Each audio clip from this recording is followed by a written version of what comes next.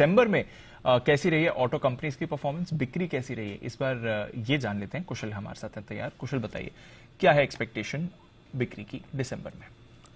देखिए, यहाँ पर दीपांशु अक्रॉस सेगमेंट्स हम देखेंगे तो मिले जुले नंबर्स आने वाले हैं अलग अलग कंपनियों की तरफ से। तो कोई विनर है और कोई लूजर है, बट एक सेगमेंट यानी कि ट्रैक्टर स्पेस, इन दोनों ही कंपनियों ने अच्छा प्रदर्शन किया है इस बार ही। मतलब हम एक्सपेक्ट कर चल रहे हैं कि अच्छा प्रदर्शन कर सकते हैं।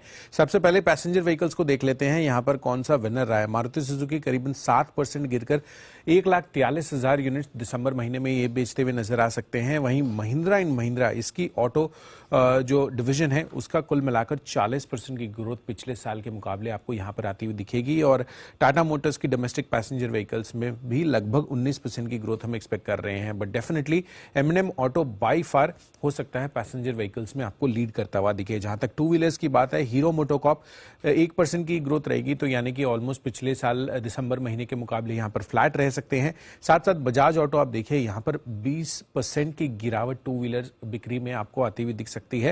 2,55,000 यूनिट्स कंपनी बेच सकती है। डेफिनेटली इनका जो एक्सपोर्ट्स का बड़ा मार्केट है वहां पर वॉल्यूम काफी डिग्रोथ होती हुई दिखी है, यानी कि वॉल्यूम में काफी गिरावट आई है over a period of time. तो वॉल्यूम्स एक्सपोर्ट डिवीजन में हर्ट होने से ओवरऑल नंबर्स भी इनके खराब होने की एक्सपेक्टेशंस हम लगाकर चल रहे हैं।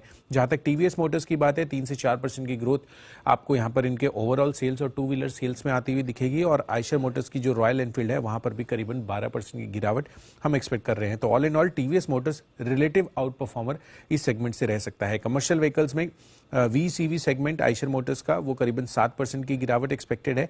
बट डेफिनेटली अशोक लेलैंड काफी अच्छा आउट परफॉर्म कर सकता है 16% की ग्रोथ के साथ।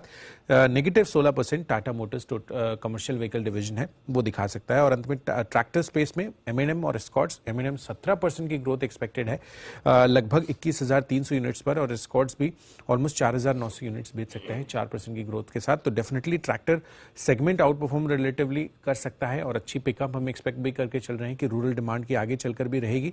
बट डेफिनेटली अगर इस महीने की बात करें, दिसंबर महीने की, तो उसमें एम&एम दोनों ही डिवीजन, चाहे वो पैसेंजर व्हीकल्स हो या फिर ट्रैक्टर, आउट परफॉर्म कर सकता है। तो ये है आपके लिए इस महीने की ऑटो सेल्स की परफॉर्मेंस। ऑटो स्टॉक्स इस साल के वन ऑफ द बेस्ट